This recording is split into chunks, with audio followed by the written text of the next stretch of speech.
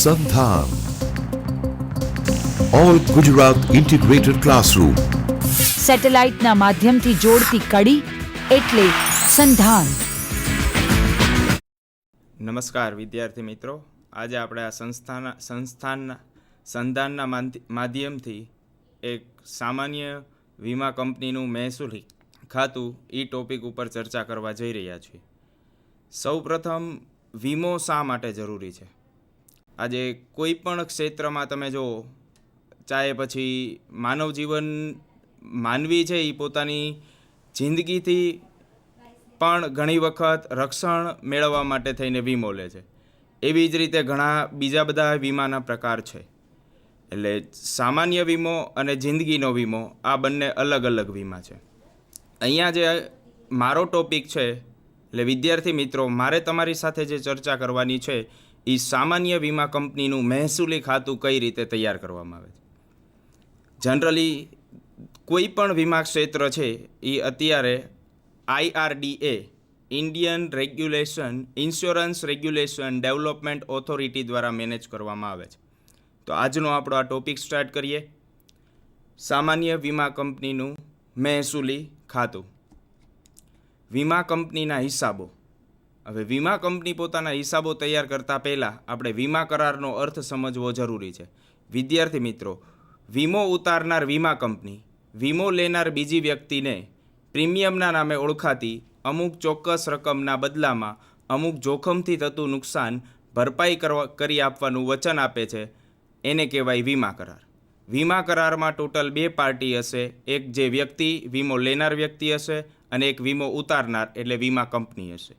આ છે એ વીમા કરારનો અર્થ છે. વીમા કંપની દ્વારા વીમો ઉતરાવનાર વ્યક્તિને પોલિસી આપવામાં આવશે. એવી જ રીતે વીમા પોલિસીના બદલામાં કંપનીએ એ વીમા ઉતારનાર વ્યક્તિ પાસેથી પ્રીમિયમની અમાઉન્ટ લેશે. વીમાના સામાન્ય રીતે 2 પ્રકાર પાડી શકાય છે. પહેલો છે જિંદગીનો વીમો અને બીજો છે સામાન્ય વીમો. વીમો એ આગ્રહની વિષય વસ્તુ છે. કેમ તો કે વીમો એક જ માત્ર એવી વસ્તુ છે કે ગમે તેવી પરિસ્થિતિમાં જોખમ સામે રક્ષણ આપે છે. એટલા માટે વીમો એ ખૂબ જ આગ્રહની વિષય વસ્તુ છે. હવે સૌપ્રથમ પુનઃવીમો કોને કહેવાય?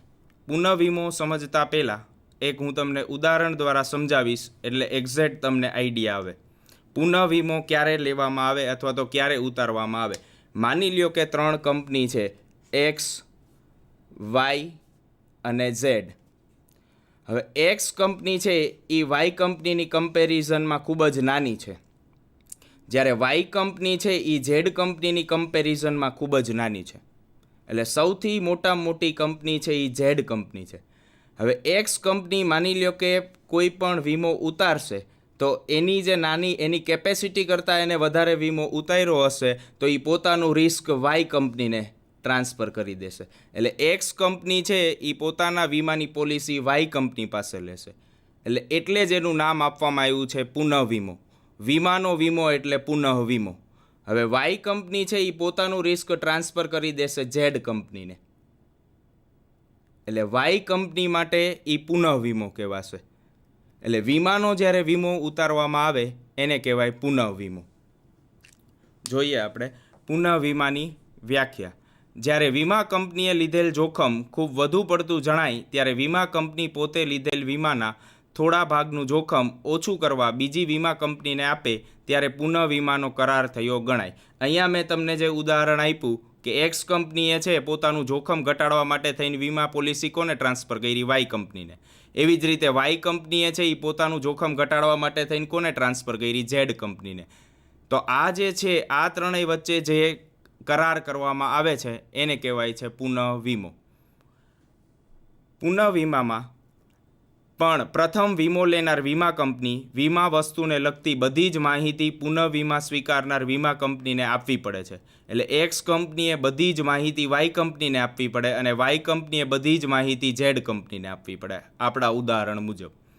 પુનઃવીમો એ મૂળ વીમાદાર અને પ્રથમ વીમા કંપનીના વચ્ચેના સંબંધને અસર કરતો નથી. એટલે X કંપનીના જેટલા પોલિસી હોલ્ડર હશે, બરાબર, એને કાંઈ પણ આના સાથે કનેક્શન નથી કે એક્સ કંપનીએ વાય કંપનીને ઇન્સ્યોરન્સ ટ્રાન્સફર કર્યો તો એ જે મૂળ માલિક હશે, જે વીમો ઉતારનાર વ્યક્તિ હશે, એને આ કંપની વચ્ચેના ટ્રાન્ઝેક્શનમાં કોઈ અસર થતી નથી. ત્યારબાદ પુનઃ વીમો એ મૂળ વીમાદાર અને પ્રથમ વીમા કંપની વચ્ચેના સંબંધને અસર કરતો નથી. એટલે જો નુકસાન થાય તો વીમા વસ્તુના માલિકે પ્રથમ વીમા કંપની પાસે જ પૂરી રકમ વસૂલ કરવાની રહે છે. એટલે એક્સ કંપનીના માની લ્યો કે કોઈ પણ ક્લાયન્ટ છે, હવે એને કોઈ પણ નુકસાન જશે તો એ ક્યાં ક્લેમ કરશે, દાવો ક્યાં માંડશે? એક્સ કંપની ઉપર. અને એક્સ કંપનીએ જે તે વ્યક્તિને દાવાની રકમ ચૂકવવાની છે. હવે એક્સ કંપની છે એ પોતાનો દાવો વાય કંપની પાસે માંડશે અને વાય કંપની છે એ પોતાનો દાવો કોની પાસે માંડશે? ઝેડ કંપની પાસે. ત્યારબાદ તે બીજી વીમા કંપની પાસે જઈ શકતો નથી, પરંતુ પ્રથમ વીમા કંપની દાવાની રકમ ચૂકવ્યા પછી બીજી વીમા કંપની પાસે પ્રમાણસર વળતર મેળવી શકે છે. આ વાત થઈ પુનઃ વીમાની. જ્યારે કોઈ પણ વીમા કંપની પોતાની જ વીમા પોલિસીનો ફરી વખત પોલિસી ઉતરાવે એને કહેવાય પુનઃ વીમો. વીમાનો વીમો એટલે પુનઃ વીમો.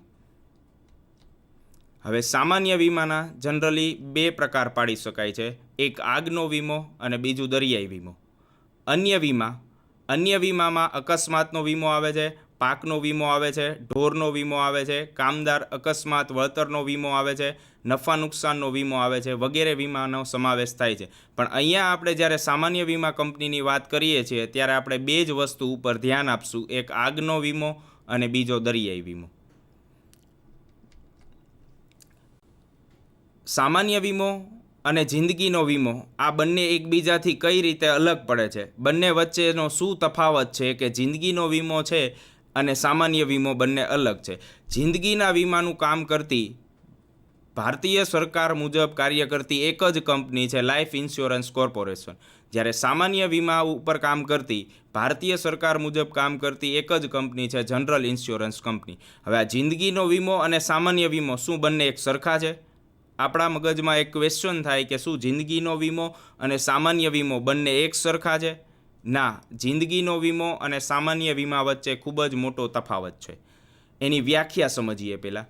જીવન વીમામાં જે જોખમ સાથે વીમો લેવામાં આવે તે નિશ્ચિત છે, કારણ કે વહેલા કે મોડા મૃત્યુ થવાનું છે. એટલે જિંદગીના વીમામાં જે જોખમ સાથે વીમો લેવામાં આવે તે નિશ્ચિત છે. એટલે કોઈ પણ વ્યક્તિનું મૃત્યુ થશે ત્યારે એ પોલિસીના પૈસા એને મળશે. ત્યારબાદ સામાન્ય વીમાની વ્યાખ્યા. સામાન્ય વીમામાં જો 1 વર્ષમાં નુકસાન થાય તો વીમા કંપનીએ વળતર 1 વર્ષમાં નુકસાન ના થાય તો વીમા કંપનીએ વળતર ચૂકવવા પડતા નથી, અને જો 1 વર્ષમાં નુકસાન થાય તો વીમા કંપનીએ વળતર ચૂકવવાનું રહે છે. ત્યારબાદ કેમાં નફા નુકસાનના વળતરના સિદ્ધાંતનો ઉપયોગ કરવામાં આવે છે? તો જીવન વીમામાં નુકસાનના વળતરના સિદ્ધાંતનો ઉપયોગ થતો નથી, કારણ કે એની મેચ્યોરિટી ડેટ અને એની પોલિસીની વેલિડિટી પીરિયડ સામાન્ય વીમા કરતાં વધારે હોય છે. સામાન્ય વીમામાં નુકસાન વળતરના સિદ્ધાંતનો ઉપયોગ થાય છે.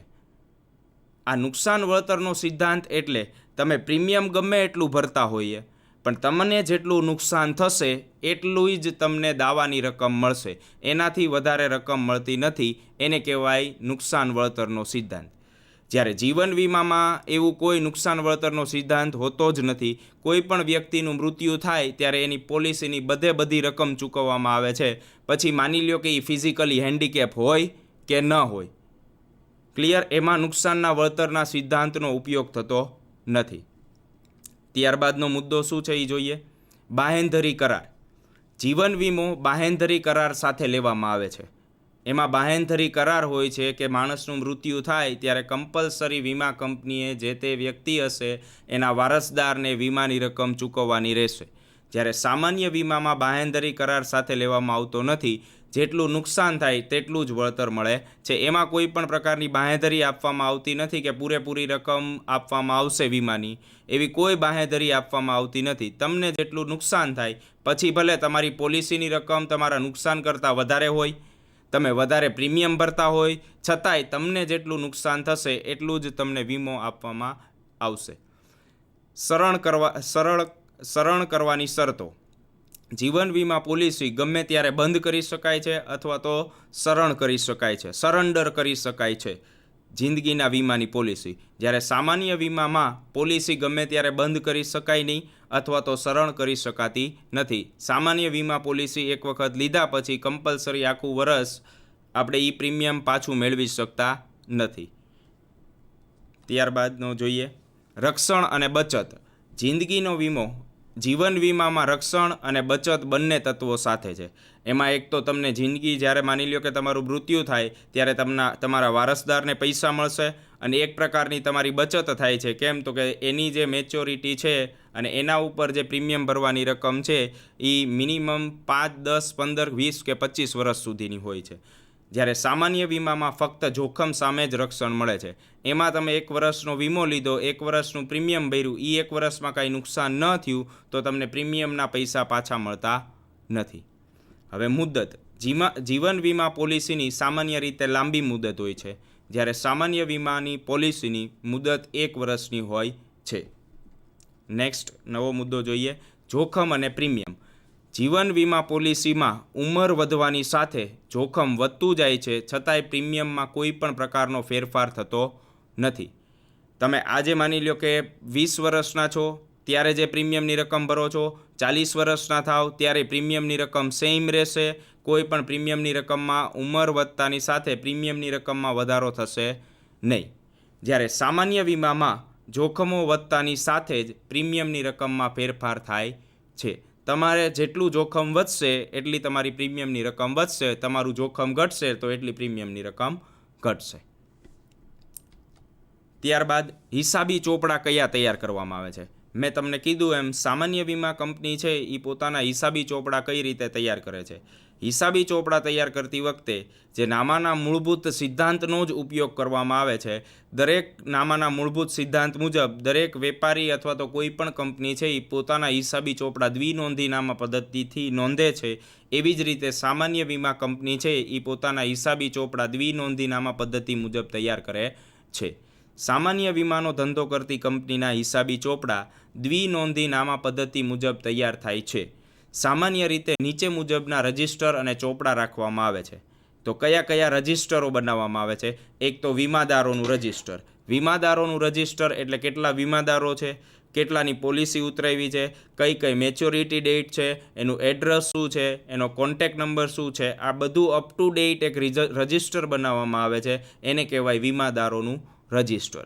ત્યારબાદ એજન્ટોનું રજિસ્ટર એટલે લાઈફ ઇન્સ્યોરન્સ કોર્પોરેશન અથવા તો કોઈ પણ પ્રાઇવેટ સેક્ટરની કંપની નીચે જેટલા રજિસ્ટર એજન્ટ હશે રજિસ્ટર્ડ એજન્ટનું એક રજિસ્ટર બનાવવામાં આવે છે. એમાં રજિસ્ટરના contact number, detail, phone number આ બધું જ નોટ કરવામાં આવે છે.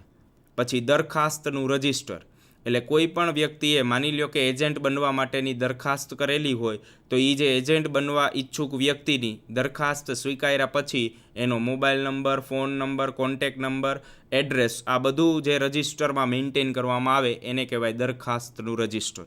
પછી દાવાનું રજિસ્ટર. દાવાનું રજિસ્ટર એટલે કોઈ પણ વ્યક્તિને કોઈ પણ નુકસાન થાય છે, એ નુકસાન થાય ત્યારબાદ એને જે દાવો માંડેલો હોય કંપની સામે એ દાવાની કેટલી રકમ મંજૂર કરવી, કેટલી રકમ ન મંજૂર કરવી, કેવી રીતે મંજૂર કરવી, આ માટેનું જે રજિસ્ટર બનાવવામાં આવે છે એને કહેવાય દાવાનું રજિસ્ટર. અને ત્યારબાદ બીજા યુનિટો સાથે વ્યવહારનું રજિસ્ટર એટલે જેમ બેંકની મારફત બેંક છે એ એકબીજી બેંક સાથે જે વ્યવહારો કરતા હોય એમ ઇન્સ્યોરન્સ કંપની છે એ એકબીજી ઇન્સ્યોરન્સ કંપની સાથે જે વ્યવહારો કરે છે એનું જે રજિસ્ટર મેન્ટેન કરવામાં આવે છે એને કહેવાય બીજા યુનિટો સાથેનું રજિસ્ટર. પછી ચોપડાઓમાં રોજમેળ, ખાસ આમનોંધ, ત્યારબાદ પેટા રોકડમેળ અને ખાતાવહી. જે રીતે આપણે એક નોંધીનામા પદ્ધતિમાં રોજમેળ રોજબરોજના ખર્ચા નોંધવા માટે, ખાસ આમનોંધ એટલે જે આમનોંધનો સમાવેશ જે રેગ્યુલર ખર્ચા કરવામાં નથી આવતા એવી કોઈ પણ આમનોંધ હોય એના માટે ખાસ આમનોંધ, પેટા રોકડમેળ તો કે ડેઇલી કેશની અપડેટ મેન્ટેન કરવા માટે થઈને પેટા રોકડમેળ બનાવે છે. અને જેટલા વીમાદારો છે એનું ખાતાનું રજિસ્ટર એટલે ખાતાવહી. આટલા હિસાબી ચોપડા સામાન્ય રીતે સામાન્ય વીમા કંપની ધંધો કરતી કંપની બનાવે છે. ત્યારબાદ વીમાના ધંધા અંગે કાયદાની જોગવાઈ. બેંકની માફક વીમા કંપનીઓ પણ જાહેર પ્રજાના પૈસાથી ધંધો ચલાવે છે. આજે કોઈ પણ વીમા કંપની છે એ વીમા કંપનીની મેઇન આવક, મુખ્ય આવક છે એ પ્રીમિયમની આવક. એ પ્રીમિયમ ક્યાંથી એને મળશે? તો કે જનરલ પબ્લિક પાસેથી પ્રીમિયમ લઈ અને પોતાનો ધંધો કરે છે. તો એ મુજબ નીચે મુજબની જોગવાઈ જો એને કરેલી હોય તો જ એ પોતાનો ધંધો શરૂ કરી શકે છે. કઈ જોગવાઈ કરવામાં આવી છે? તો કે નોંધણી. સામાન્ય વીમા કંપની, જે કોઈ પણ કંપની છે એ સામાન્ય વીમામાં માની લ્યો કે જમ્પ લાવવા માગતી હોય તો એને IRDA, insurance regulation development authority મુજબ જે રીતે કંપનીનું રજિસ્ટર કંપનીઝ એક્ટ 1956 મુજબ થાય છે એમ ઇન્સ્યોરન્સ કંપનીનું રજિસ્ટ્રેશન એટલે નોંધણી કરાવવી પડે છે. ત્યારબાદ RBIમાં મૂકવાની ડિપોઝિટ. આજે કોઈ પણ વીમા કંપની છે એ વીમા કંપનીએ જે રીતે કેશ રિઝર્વ રેશિયો આવે છે, પછી સ્ટેચ્યુટરી લિક્વિડિટી રેશિયો આવે છે બેંકમાં, કે અમુક ટકા અનામત તરીકે એને RBIમાં ડિપોઝિટ કરવાની હોય છે, એવી જ રીતે ઇન્સ્યોરન્સ કંપનીએ પોતાની અમુક રકમ છે એ RBI પાસે ડિપોઝિટ પેટે મૂકવાની રહેશે. ત્યારબાદ એનું સંચાલન કોઈ ખાનગી કંપની દ્વારા સંચાલન કરવામાં આવે છે કે જાહેર ક્ષેત્રની કંપની દ્વારા સંચાલન કરવામાં આવે છે તે નક્કી કરી અને એની નોંધણી કરાવવી પડે છે. પછી વહીવટી ખર્ચ અંગે મર્યાદા. આજે કોઈ પણ વીમા કંપની છે એ વીમા કંપનીના વહીવટી ખર્ચ અંગે એની નિયત મર્યાદા આપવામાં આવેલી હોય છે. એ મુજબ એને ખર્ચ કરવાનો રહેશે. જો એનાથી વધારે ખર્ચ થાય તો એ ખર્ચ ઘટાડવા માટેની ટ્રાય કરવાની રહેશે. ત્યારબાદ કમિશન. હવે વીમા કંપની છે એ જનરલી બે પ્રકારનું, પુનઃ વીમા ઉપર એને આપેલું કમિશન હોય અથવા તો પુનઃ વીમા ઉપર મળેલું કમિશન હોય અથવા તો એજન્ટોને આપેલું કમિશન હોય. આ કમિશનના રેકોર્ડ મેન્ટેન કરવા માટે થઈ અને એ કમિશનની બુક બનાવવામાં આવે છે. ત્યારબાદ વાર્ષિક હિસાબો તૈયાર કરવામાં આવે છે. વાર્ષિક હિસાબોમાં પાકું સરવૈયું અને મહેસૂલી ખાતું તૈયાર કરવામાં આવે છે. ત્યારબાદ તપાસો કરવામાં આવે છે.